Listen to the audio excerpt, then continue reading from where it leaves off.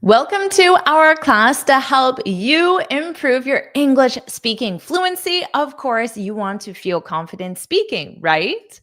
In this lesson, we're going to do this as a listen and repeat. So you're going to shadow me so you sound like a native and you feel confident using everything that you learned today.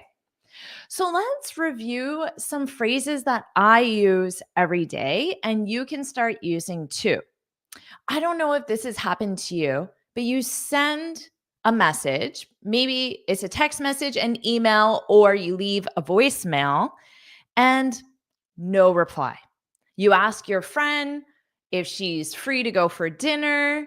You ask your cousin if they can help you, and no reply. Days go by, no reply.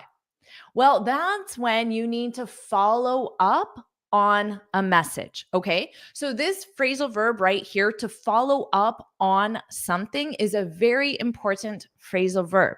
It means you continue a previous conversation. So, let's review some casual phrases. These are phrases I would use with friends, family, and coworkers or colleagues if we have a very close relationship. But just know they are extremely casual. So you can just reply back. So this could be a text message, it could be an email. I mean, I guess it could be a voicemail, but you'd have to change it a little bit. And you just say, "Hey, did you see this? Hey, did you see this? Hey, did you see this?" Now, hey, you can change this to hi, hello if you want. And then, did you see this? This represents the message I sent you 3 days ago asking you if you want to go to a movie this weekend and you haven't replied. Did you see this? Notice that pronunciation of did you, did you, did you, did you. And very unstressed, you can say did ya, did ya. So you can change you to ya, did ya. Did you? Did you see this? Did you see this? So definitely you want to have this in your vocabulary.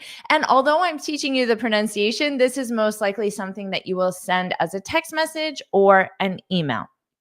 Let's try another phrase to follow up. To follow up. Hello to the Czech Republic. Hello, Zainab. Good morning to you. Welcome, welcome. All right, everyone. Have you ever sent a message to someone that literally just said hello and then dot, dot, dot, question mark? So, this is a very common but casual reply. If you send someone a message and they haven't replied, you can just say, hello, hello. And the dot, dot, dot shows that it is ongoing. So the message hasn't really ended. Exactly, Ahmad.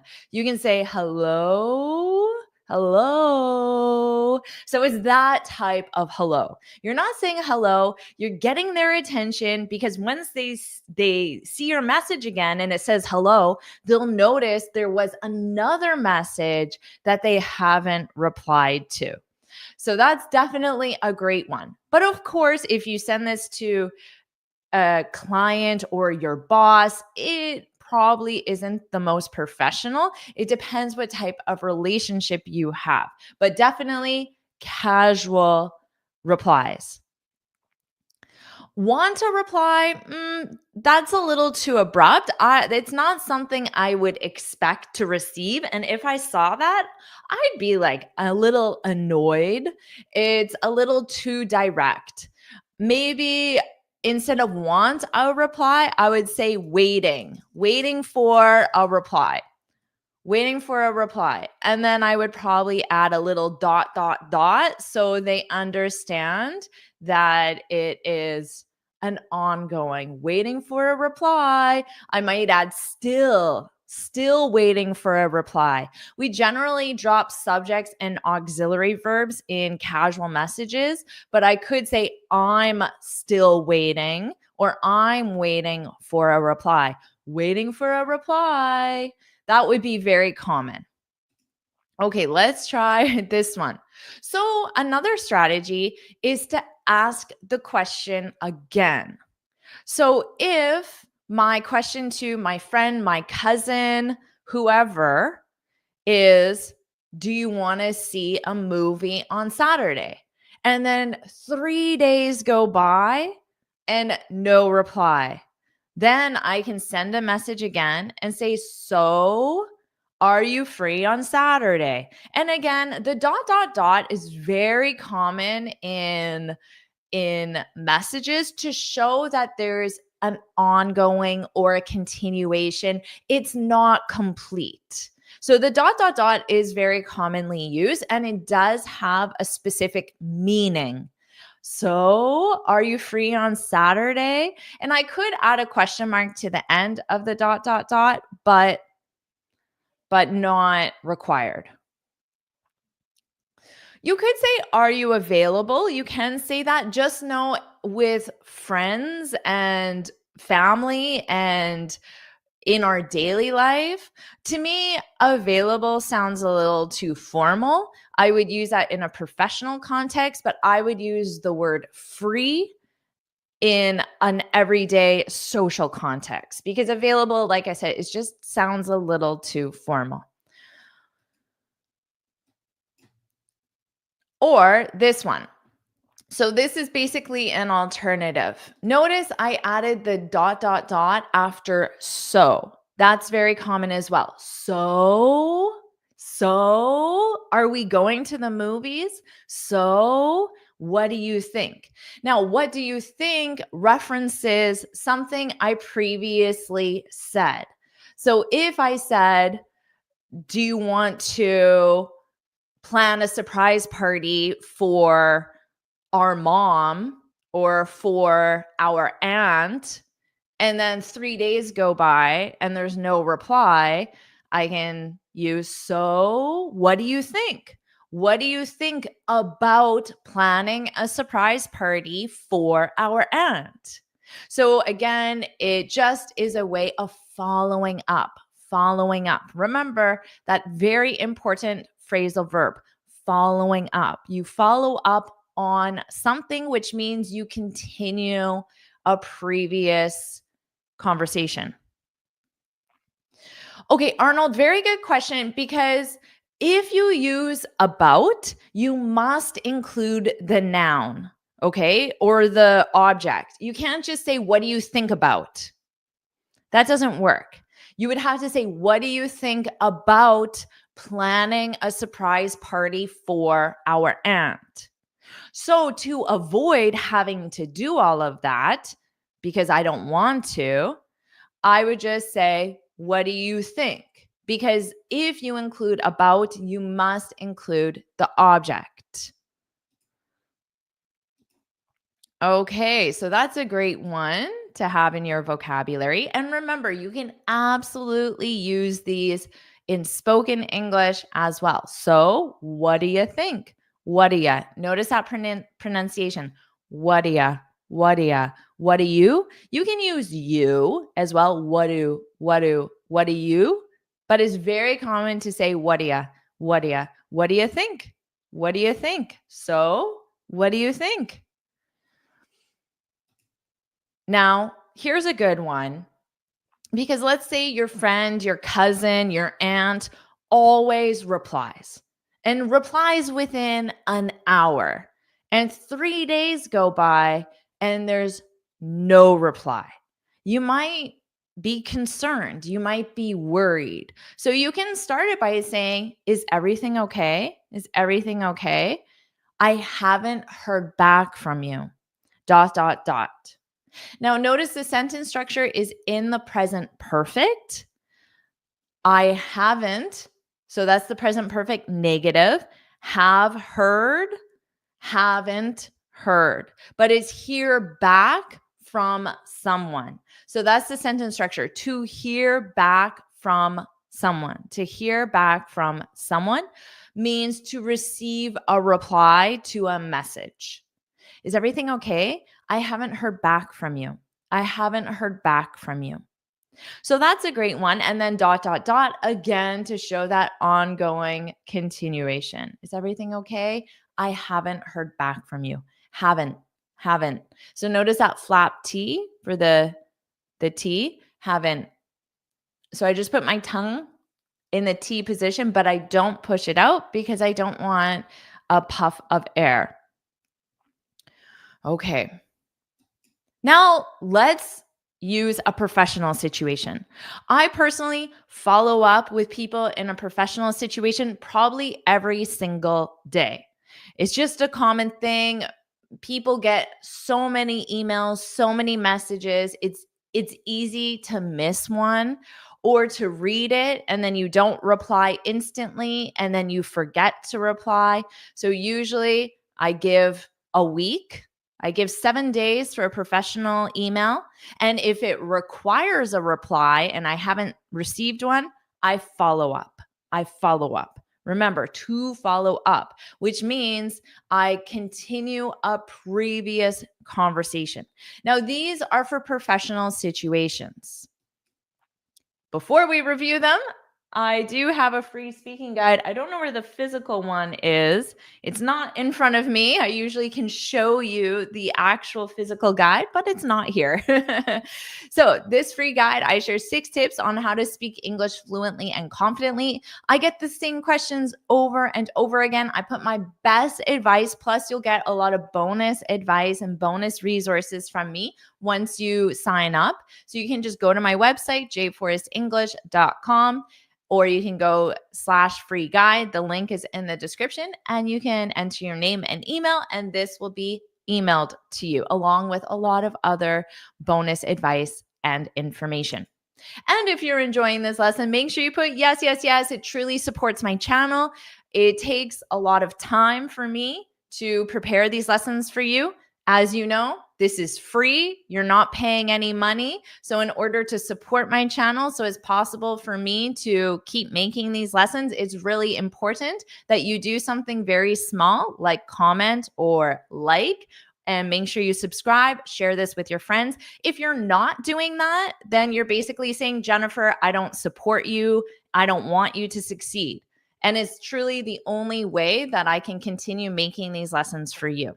So if you want me to keep making free lessons, do this simple thing right here. Thank you, Arvin. I truly do appreciate your support. All right.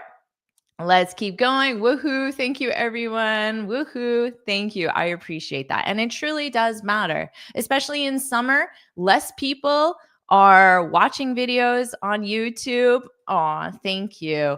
But I have the same amount of cost to create these lessons for you. I have to pay editors. I have to pay assistants. I have to pay a lot of money, a lot of fees in order to provide these lessons for you. So doing this one thing really makes a difference, or else it will not be possible for me to keep making these free lessons for you.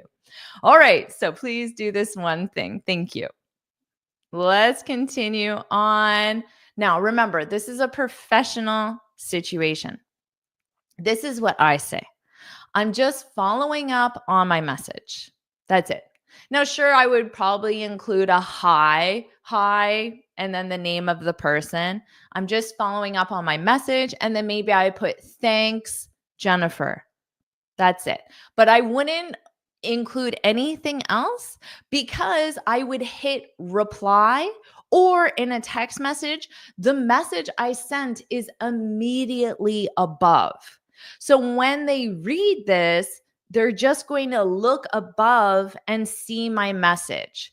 So there is no reason to give more information about my message because it's right there. So I'm just following up on my message. Now, adding this word just is important because if you say I'm following up on my message, it sounds more direct and it sounds a little abrupt. When you use the word just, it makes it sound more conversational and it makes it sound more friendly as well. I'm just following up on my message. So I would include just, I use it on purpose. Even though many times just is a word filler, meaning people say it and it has no meaning at all. In this case, I do think it changes the tone to something more polite. Okay, Here's another one. Again, notice I use just. I'm just checking in to see if you've had a chance to review my message. Okay. Notice the sentence structure. I'm just checking in. To check in, that is, yes, in a hotel context, it means to register at a hotel and to get your key for your room. That's not what we're talking about here. So you have to remember that vocabulary has different meanings depending on context. So in this case, the context checking in sound has the same meaning of following up. So I'm just following up, and then to see is the reason why, in order to see.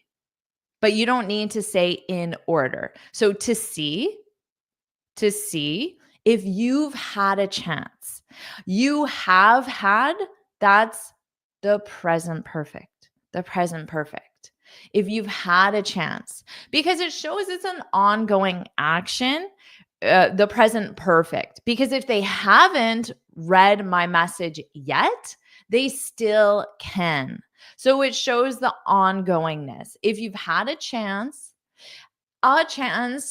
is another way of saying if you've had time, if you've had a chance to review my message. Instead of review, you could say to read my message as well.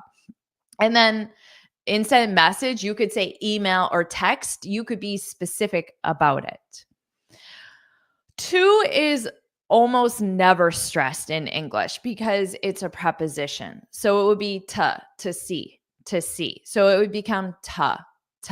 I'm just checking in to see, to see. It would be very rare to say, I'm just checking in to see. It's possible, but it's not common stress pattern in English. Prepositions, auxiliary verbs are generally unstressed. To see, to see. And then again, to review, to review, to review.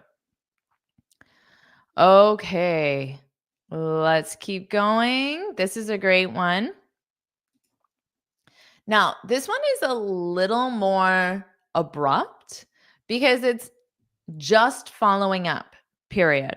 Remember, I told you that native speakers, we often drop the subject and auxiliary verb. If this was an extremely formal situation, I would include I'm just, but even in a professional situation, we still we still write the way we talk, and we still treat people like we're talking to human beings, not your IELTS examiner. So in this case, I dropped the subject and auxiliary verb. If you want to be safe in a professional context, include it and say, I'm just following up. And then in this case, I asked the question again. So maybe in my first message, I said, hi, John, the project is going well, but there are some issues we need to discuss. Please let me know when you're free. So now I'm restating the question. Just following up, are you free this week to discuss the project? So are you free? In this case, because it is a professional situation, you could use available instead of free. However, free is the most common choice, even in a professional situation. Are you free this week? You can have a specific day. Are you free on Monday? And then to discuss. So this is the reason why we're meeting, to discuss the project. Just following up, are you free this week to discuss the project? Yeah, this is a good one. Please let me know when you're free. Just following up, please let me know when you're free. And you could even include the to discuss the project. You can include the reason why. Please let me know when you're free to discuss the project. Okay, so that's a great one. Thank you for the addition. to believe or not. How about this one? A little bit longer. Generally, in professional situations, I wouldn't just say hello. That might be a little too abrupt in a professional situation. So we tend to just write fuller, more complete sentences. I'm not sure if you had the chance to review my message yet. I wanted to see if you have any questions. Okay, this is a great one because maybe in my message, I provided information to that person. But at the end of the message, I asked them, do you have any questions? Would you like to discuss this further? Is anything unclear?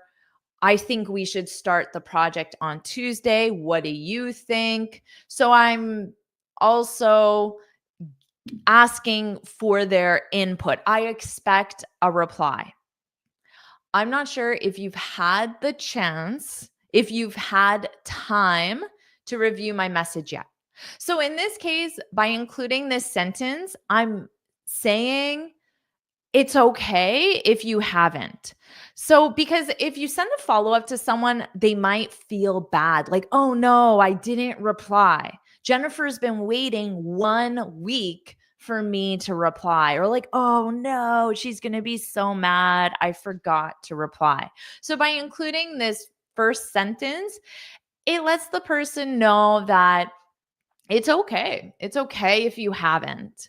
I'm not sure if you've had the chance. You could say the time to review my message yet, to read my message yet. You could say that as well. I wanted to see if you have any questions. I wanted to see is a more polite way, I guess, of just saying, do you have any questions? It just sounds maybe not polite. I would say friendlier, a friendlier way of saying, do you have any questions? Which sounds a little abrupt. And then this, oh, I just wanted to see if you have any questions. And you could add just as well. Okay. So this is a great one. You can take screenshots of these so you have them in your vocabulary. Yeah, exactly. This is a great one. Please let me know. And you could change. I'm not sure if you've had the chance to review my message yet. Please let me know if you have any questions about the project. Okay, project is a singular countable noun.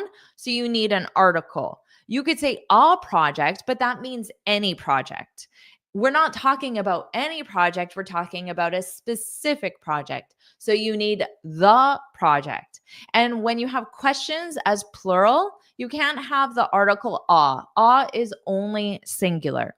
And it's common to say any questions instead of a question in this context. Any questions, any questions. But nice addition. Thank you. All right. Now let's move on and review some other categories. How about this one? What if you need to express mild annoyance? Notice how I said mild. Mild annoyance means that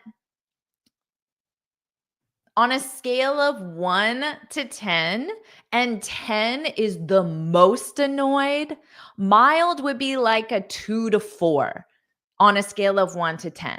So you could say slight annoyance as well. Yeah, it's like saying not strong. You're just a little annoyed. Okay. So imagine a situation where you might be a little annoyed. You might be a little annoyed that your friend hasn't texted you back and it's been 5 days and you don't know if you're going to see the movie this weekend and it's Thursday and you have to buy the ticket, for example. So you might just be a little annoyed, a little annoyed. So let's review some phrases. Now, again, how you would express annoyance to a friend or a family member is quite different from how you would express it in a professional situation. So these are phrases you can use in a casual situation. Okay, so this one, I thought you were going to pay me back yesterday. So again, your delivery needs to show some mild annoyance as well. So to pay someone back, that's the sentence structure.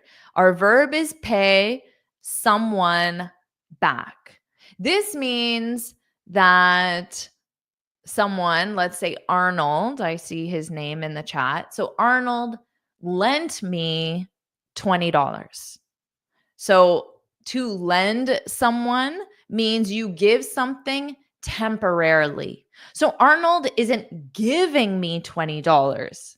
He's lending me $20, which means Arnold wants his $20 back in the future. He wants me to return the $20. It's not a present. Okay. Feel free, Arnold, to just give me $20. So Arnold could say to me, Jennifer, I thought you were going to pay me back yesterday. Now, there's some mild annoyance, and it's definitely in how he delivers the message as well. Now, notice I'm using going to. So we have to be going to do something. That sentence structure is used for planned future actions. I thought means he had the expectation. I thought you were going to pay me back yesterday. Now, instead of pay me back, you could use any verb. You could say, I thought you were going to clean your room yesterday or this morning if it's in the past simple.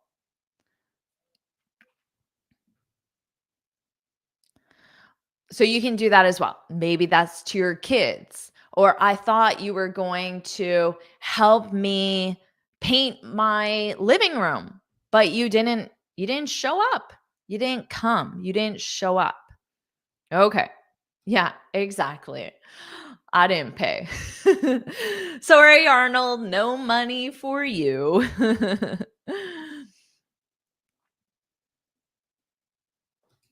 Yeah, this is like a literal translation of what to pay someone back means. So, return the money I lent you is what pay someone back means. So, it would sound way more natural to use pay me back. Now, remember, you pay someone back. So maybe I could say, or Arnold could say, I thought you were going to pay my sister back. I thought you were going to pay Jennifer back. So you can have a different person. I thought you were going to pay us back yesterday. So you can change that for sure. Yeah, here's a great one, Arvin. I thought you were going to do the laundry yesterday. I have a job interview and I don't have any clean clothes. Maybe, your mild annoyance might turn into stronger annoyance as well.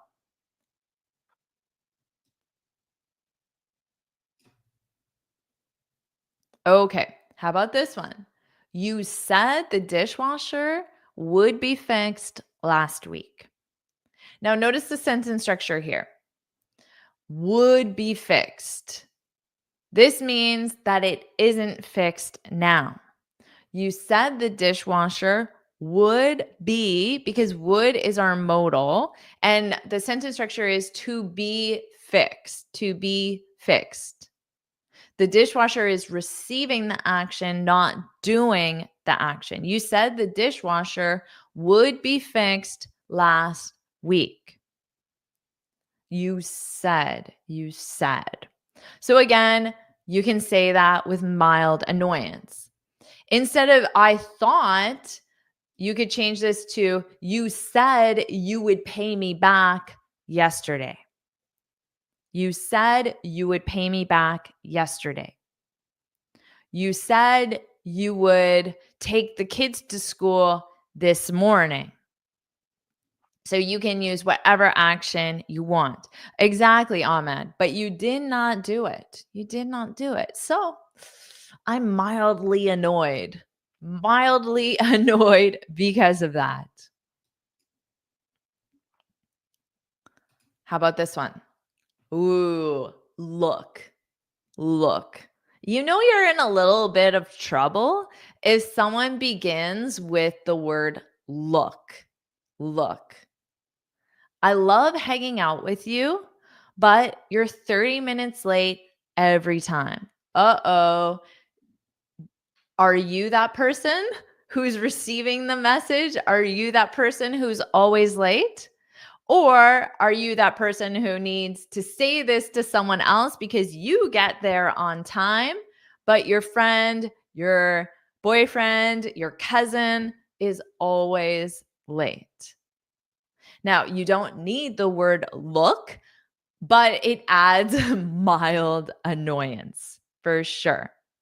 Now, notice this message is quite nice because it starts with a positive and then it delivers the negative, the criticism, what I wish were different.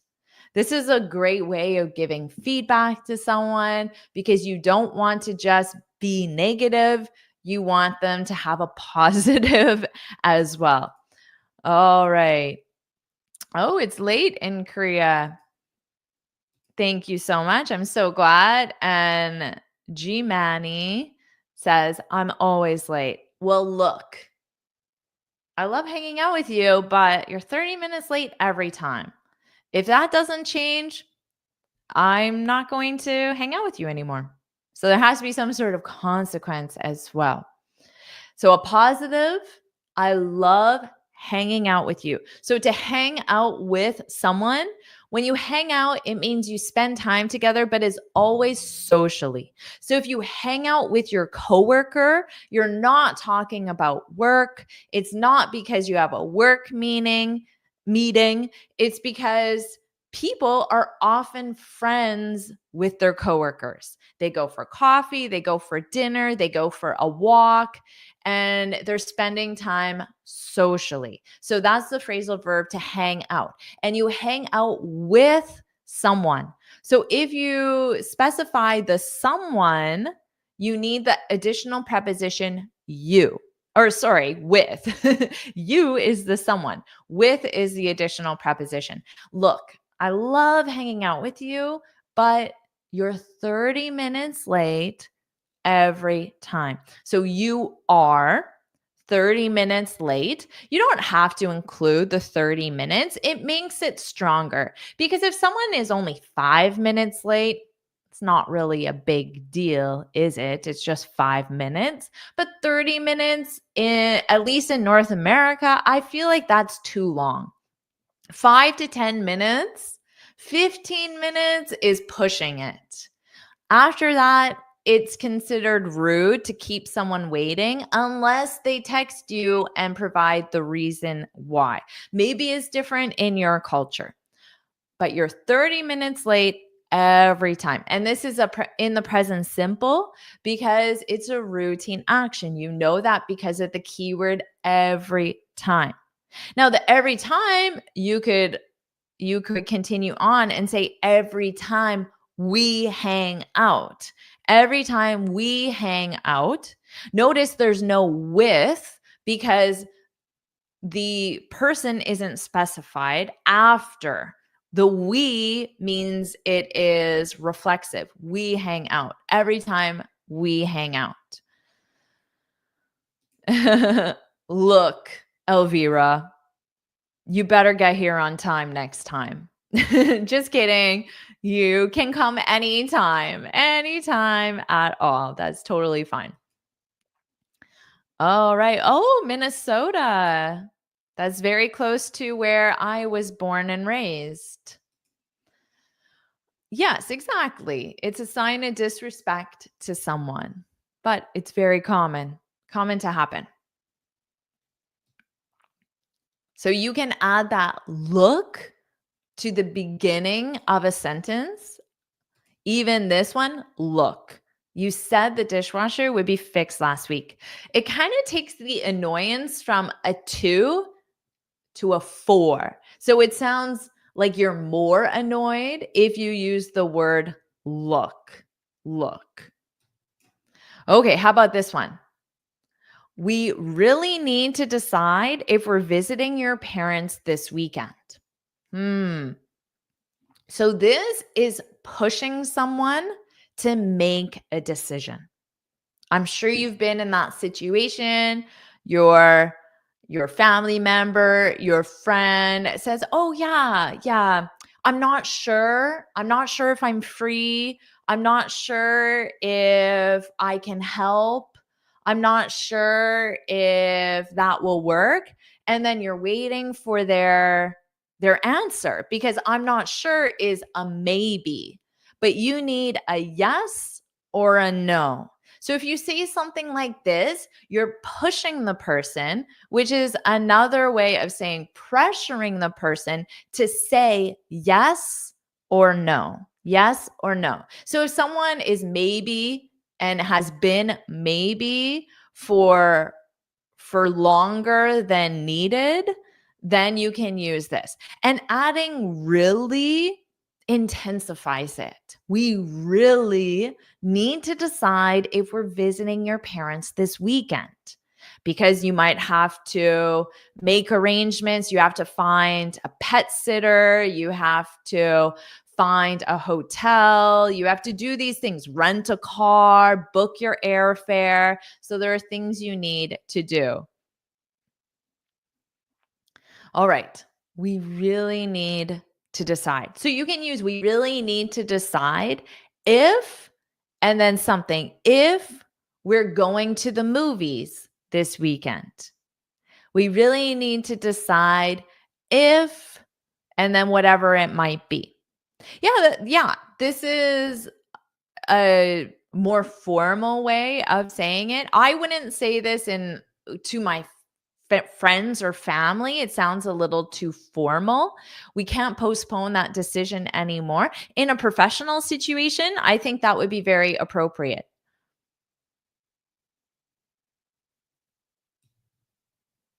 Oh, right. And then you're expecting the person to answer. You have to decide very quickly. Exactly. Make a decision. Make a decision. That on a scale of annoyance, that would be strong annoyance. If you just say to someone, look, make a decision. Are we going or not? That would be high annoyance. This is mild annoyance. Okay. This one, this is sounding maybe about a 4 or 5. Starting with honestly, you could also start with look, but actually look would sound more annoyed. Honestly sounds a little less than look. Honestly, but this, I'm getting a little tired of. Oh, you don't want to hear that. If your wife or your friend or your parents, whoever says, I'm getting tired of, you're in trouble. That's not a good thing. Now, notice this is mild annoyance because it says a little. So it's trying to reduce the severity of the message. It's trying to make it sound milder by saying a little tired of. Okay, of is a preposition. So your next verb needs to be in the ing. Rearranging my schedule at the last minute. So memorize this expression. There are 4 words at the last minute. Okay. So that's if there is a timeline and this is the beginning, this is the end, the last minute is right there. It's towards the end of whatever the timeline is. Yeah, I'm fed up with. That sounds pretty strong. That's like a 6 or 7 on the scale of annoyance for sure. So, Oh, frankly, that's a great one. I like that. Frankly, I'm just getting tired of doing some mundane tasks every day. Yeah, for sure. So you're expressing annoyance with your current situation, not necessarily about someone else, just your current situation. For sure. That absolutely works. I'm sick of. Yes, you can absolutely say, I'm sick of. I'm sick of something, not the. Just, I'm sick of rearranging my schedule at the last minute. Yep, you can absolutely do that. Honestly, I'm getting a little tired. A little tired. Okay, if you have you need a little. Otherwise, you could just say, I'm getting tired of. Now, if you want to reduce the severity, you can add a little. It makes it less severe. Honestly, I'm getting a little tired of taking care of my kids alone. Exactly. Exactly. I'm sick of doing laundry. Exactly. Very good. Okay. I'm getting annoyed. You have to do it before the timeline. Okay. So I'm getting annoyed, period. Period. Punctuation is important because it helps me understand where one idea ends and one idea begins. And without that, it may be difficult to understand the grammar. So I'm getting annoyed, period. You have to do it before the deadline. Deadline is the final time. Deadline. Yeah, exactly. Deadline. Now, rearranging, when you add in front of a verb, the verb is arrange. In this case, if you arrange your schedule, it means, okay, I'm going to drop the kids off at 8. I'm going to get groceries at 9. I have a work meeting at 10. I'm going to do laundry at 11. So that's arranging your schedule. Rearranging is, okay, well, now because I also have to pick the kids up because you said you were going to, and now you can't. Well, now I have to change this meeting to earlier because I need to pick the kids up, and then I can't do laundry before. So I need to move that to tomorrow. So it's taking what you have in your schedule and then changing it. That's rearranging. All right.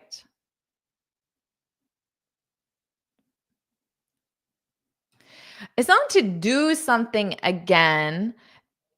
When you add in front of the verb, it means you do that action again. So the action is arrange. So it means to arrange again. If I need to rewrite a presentation, it means I need to write it again. If I need to remake breakfast because I burned it, I need to make breakfast again. So you do the action, whatever the verb is, you do that again. Okay, exactly. So if you remake something, you make it again.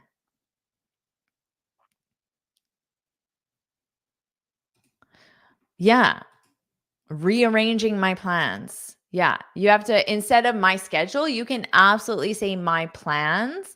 You can say my plan, but it's very common to say plans because you have multiple things. Like I said, I'm doing laundry here, groceries here, meeting here. So it's plural. There's multiple things.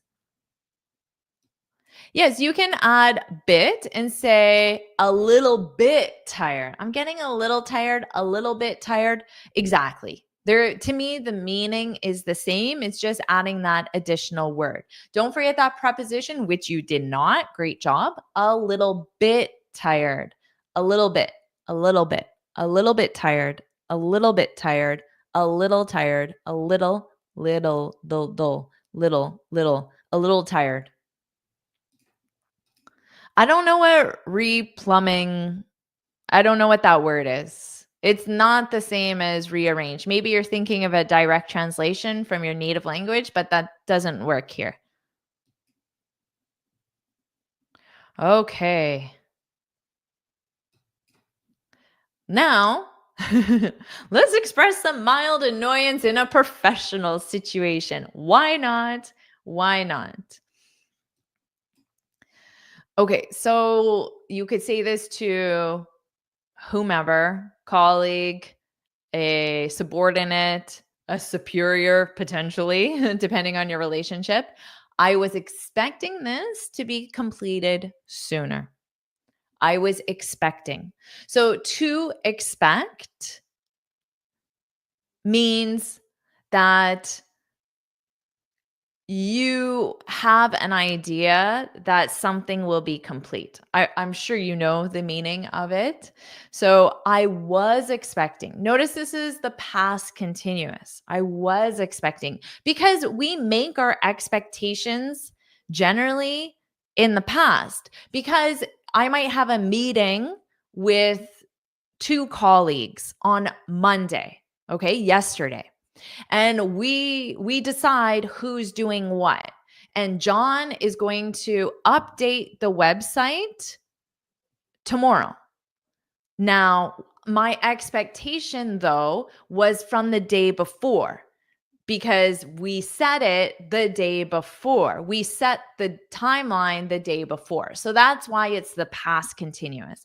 I was expecting this, whatever this is, to be completed sooner. Instead of completed, you could say done or finished. To be done, to be finished, to be completed sooner. All right. I thought it would be done. You can absolutely say I thought instead of I was expecting. I thought it would be done. I wouldn't say at the time. I would say sooner or by now. I thought it would be done by now. I thought it would be done yesterday. I thought it would be done this morning. So you can have it with a timeline in the past, or it could just be by now or sooner. That would work as well. Great sentence, Magda. I was expecting new furniture to be delivered yesterday. If you have a day of the week, Monday, Tuesday, Wednesday, you would say on Monday, on Tuesday. But with yesterday or today, tomorrow, you don't use the preposition on. I was expecting new furniture to be delivered yesterday. Exactly. So this happens all the time in life. And of course, you feel a little annoyed by these things. That's normal. How about this? This seems to be taking longer than necessary. You could end it here. This seems to be taking longer than necessary. Now, adding seems to be reduces the annoyance because if something seems to be, it means I think it is true, but it's possible it isn't true.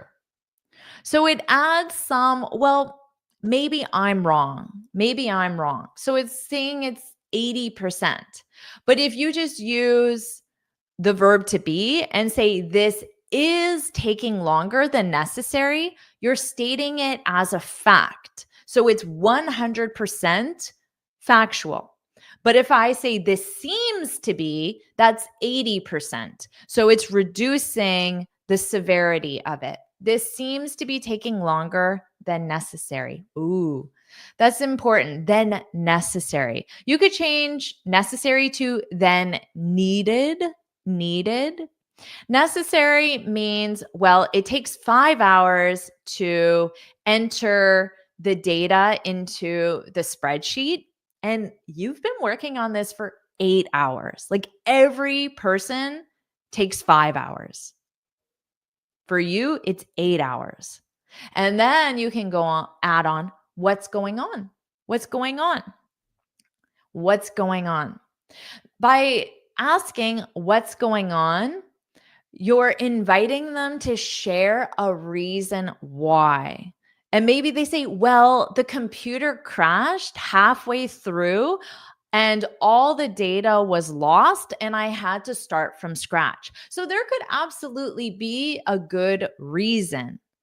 And because of that, you don't want to get too angry because if there is a good reason, well, then it's not the person's fault, right? And then if you're really angry right at the beginning before you know the reason, it could create a difficult situation. So, what's going on is another way of just saying why. Why is this happening? What are the reasons? What's going on? What's going on? So that's a nice thing to add on. Yeah, exactly. I want to know the reason. I want to know the reason for sure. That's more direct. I want to know the reason. That sounds like there's more annoyance in it. What's going on sounds more inquisitive. I'm inviting you to share it. But anytime you say I want, it instantly sounds harsh, more demanding. Let's keep going. I was hoping, oh, this sounds less severe. I was hoping this would have been resolved by now. Would have been resolved, that's the hypothetical past because it's not resolved now. And I was hoping means that you felt strongly about the outcome taking place. Okay. So I was hoping. Now you could absolutely say, I thought this would have been resolved by now. Adding, I was hoping, depending on how you deliver it, but to me, it sounds maybe a little milder. You're giving the person the opportunity to explain why, or you're expressing that you're not that angry as well.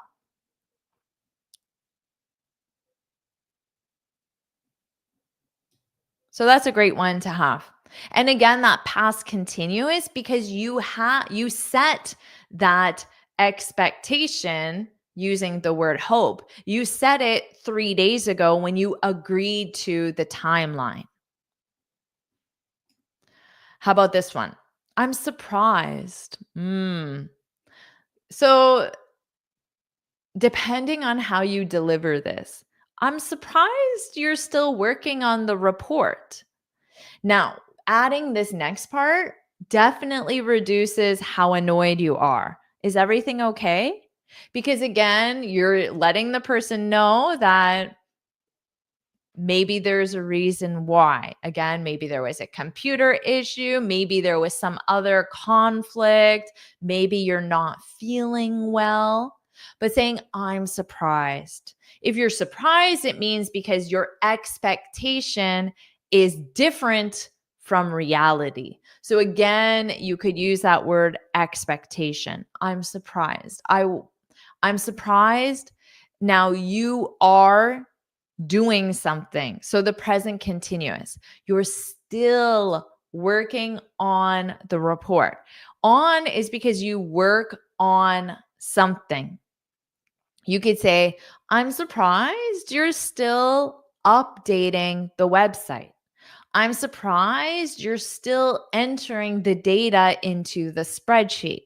I'm surprised you're still looking for an assistant, whatever it might be. Is everything okay?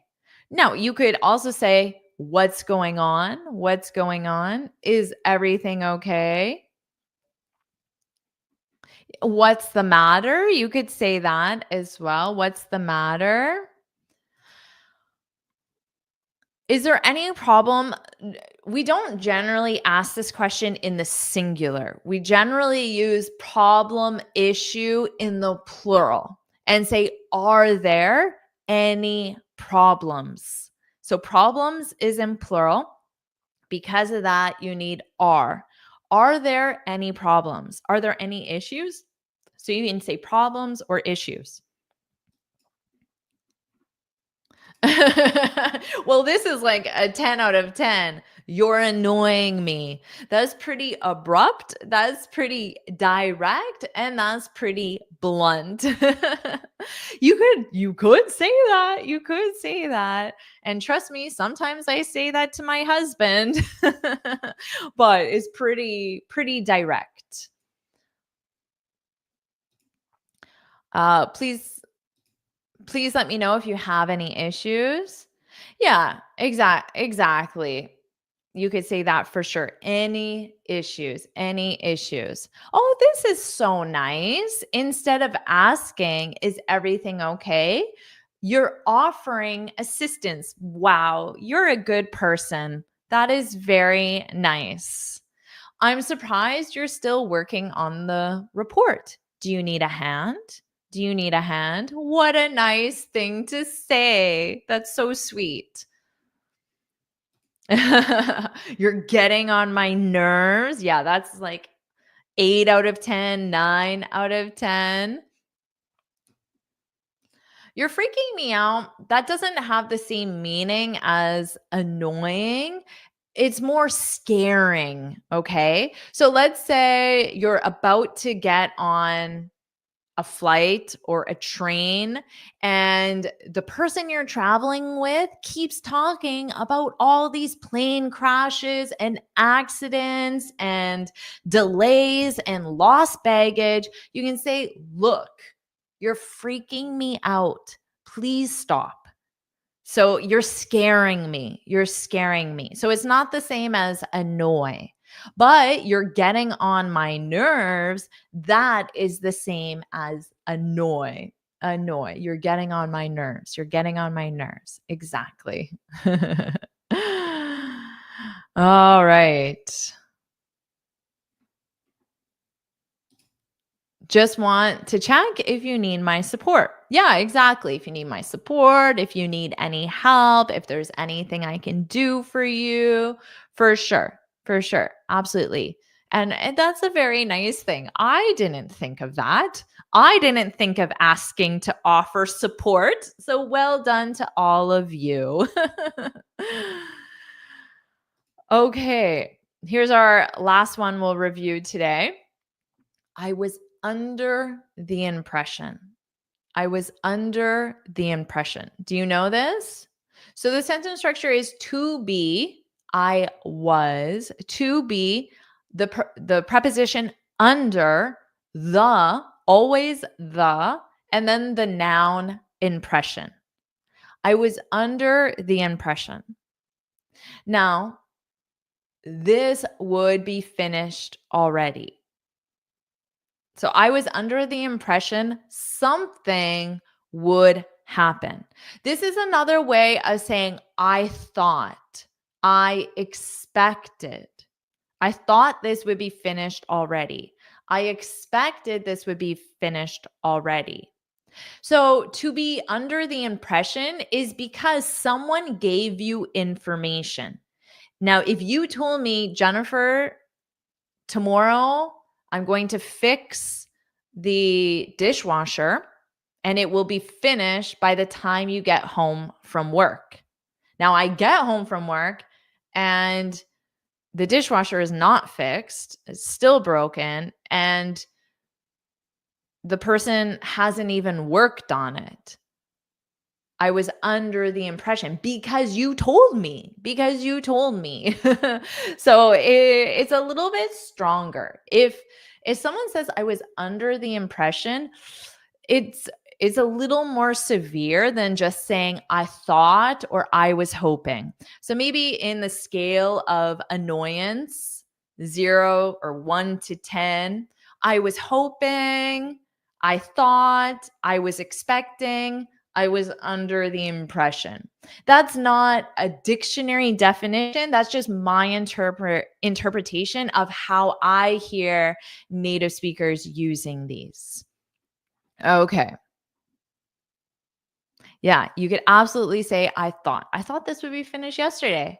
Do you need a hand? Do you need a hand?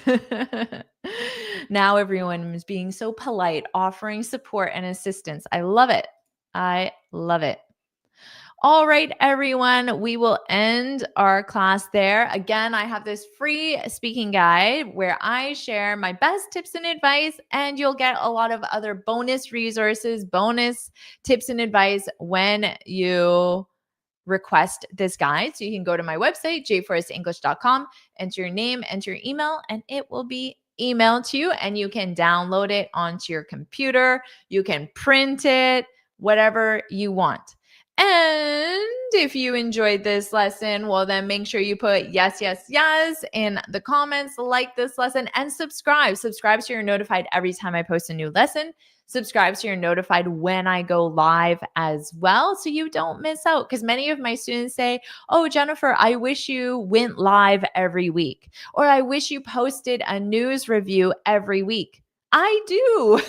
I do those things. So if you're not subscribed, YouTube will not give you that information. So make sure you subscribe, because I know many students ask me for things that I already do and I have been doing for a long time, but because they're not subscribed, they don't know. So make sure you're subscribed. It truly does matter. And put yes, yes, yes in the comments. All right. Azam, Hidaki, woohoo, Uma. Have a great day to you, Pazlak. Woohoo. Thank you so much. Simplice, Boni, the Great. I'm sure I did not say that correctly. Thank you so much. Bye. Thanks for coming. Thanks for watching from Ethiopia. Woohoo. Elvira. All the love back to you in Kenya. Leda, thank you so much. Shri Harish, thank you. Same to you. Thank you, Arnold, Zita, Sergi. Nice seeing you. Manuel, as always. The day? Well, it's this day. It's this day and this time. So put it in your calendar, because it's the same every week. The time that we started today, I don't know what local time is for you, but it started 1 hour ago. So just put that time in your calendar and set a reminder for 10 minutes before or 1 hour before, so you attend. All right. You are amazing. See you next Tuesday. Absolutely. That's great. You can go to my website and learn more. Woohoo. All right, everyone. You're very welcome all the way to Thailand. Thank you so much. And I will see all of you in my next lesson. Bye.